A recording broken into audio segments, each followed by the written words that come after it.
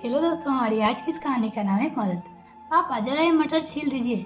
माँ नहीं है तो मुझे समय ही नहीं मिल रहा है। कहते हुए विश्वास जी की बहू जूही ने एक तसले मटर की फलियां लाकर विश्वास जी के सामने छीलने के लिए रख दी।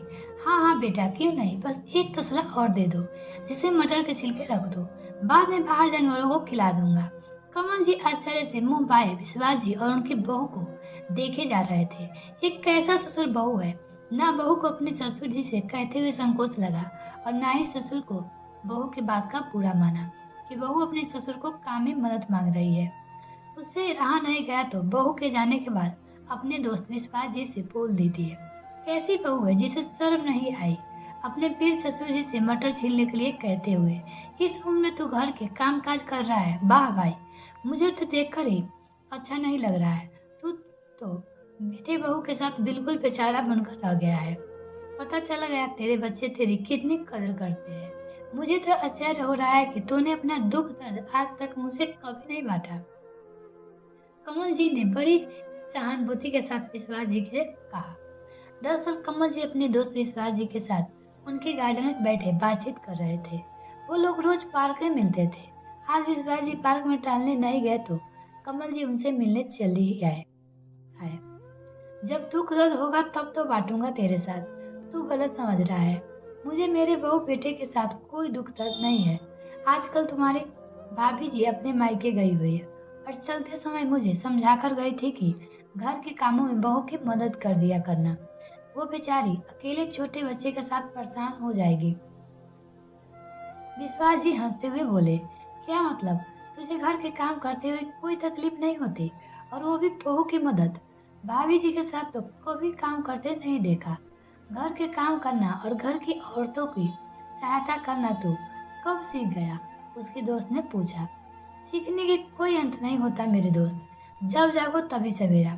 बहू को तो मुझसे काम करते हुए बहुत संकोच होता था, लेकिन अब मैं घर पर होता हूँ तो खुद ही उससे पूछ लेता हूँ। वैसे भी पौधा में पानी देना, पानी भरना, सब्जियाँ लाना, उन्हें छाट कर धोकर रखना, फिर सूखने पर फ्रिज में लगाना।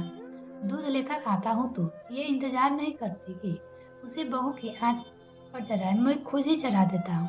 जरूरत पड़ने पर सब्जियाँ भी काट देता हूँ। ये छोटे छोटे काम कर देता हूँ। बहू को बहुत मदद मिल जाती है। अब रिटायर हो गया हूँ तो समय ही समय है अपने लिए। वक्त रहता है तो घर के लिए भी खाली बैठकर उग जाऊंगी और शरीर भी बेकार हो जाएगा। इसीलिए जब तक शरीर चले चलाना चाहिए। हम भी खुश, परिवार वाले भी खुश। विश्वास जी की बातें सुनकर कमल जी सोचने पर मजबूर हो गए और बोले, यार घर का काम करना तो औरतों की जिम्मेदारी होती है। बचपन से यही सुनते आए हैं। अब मुझसे तो ये सब नहीं होता।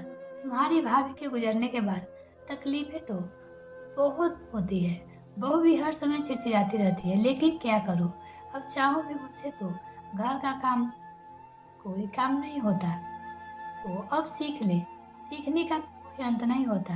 जब चाहो तब सीख लो। कोशिश करो, धीरे धीरे आदत में आ जाएगा। एक पति की बात बताता हूँ, घर के काम में बहू की मदद कर लिया करो। वो खुश रहेगी तो तुम्हें भी खुश रखेगी। घर जाते समय कमल जी ने रास्ते से कुछ सब्जियां खरीदी और घर जाकर अपने ही छाट बीन कर धोकर रख दी। बहू को देखा तो बच्चों को लेकर आराम कर रही थी, तो कुछ नहीं बोले और अपने आप ही किचन में जाकर चाय बनाने लगे। खटर पटर की आवाज सुनकर बहू भागती हुई आई और उन्हें देखकर चीखते हुए बोली, बाबूजी, आपको भी घड़ी भर चैन नहीं है क्या?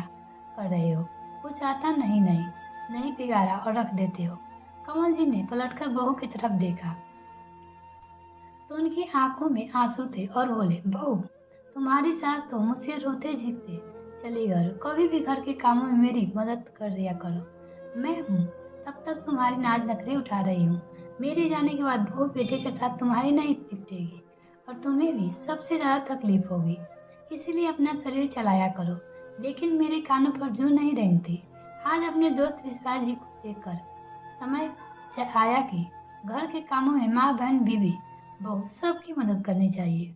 मुझे तो कुछ आता भी नहीं, तुम सिखाओगे मुझे। और तुम्हें किसी भी काम की मदद चाहिए तो तुम बताओ बेझिझक। बोलना, तुम्हारी सास नहीं रही तो क्या हुआ, ससुर भी अभी जिंदा है। कमल जी की बातों सुनकर बहू भी भावुक हो गई। बाबूजी, विश्वास अंकल को मेरी तरफ से धन्यवाद कहिएगा।